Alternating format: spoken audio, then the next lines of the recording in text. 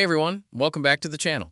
In this video, I'll show you how to fix Pragmata not showing or not being detected in the NVIDIA app on PC.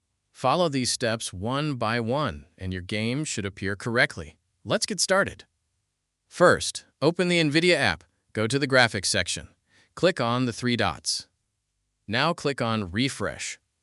Do this multiple times. After refreshing, check if Pragmata appears. If the game still doesn't show up, click on the three dots again. Select Add Scan Location. Now go to the folder where Pragmata is installed. Select the game folder. Click on Select Folder. Wait for the scan to complete. Now check if the game appears. If it's still not detected, close the NVIDIA app completely. Make sure it's not running in the background. Now reopen it. If needed, relaunch it 5 to 10 times. Then check again. If that didn't work, restart your computer.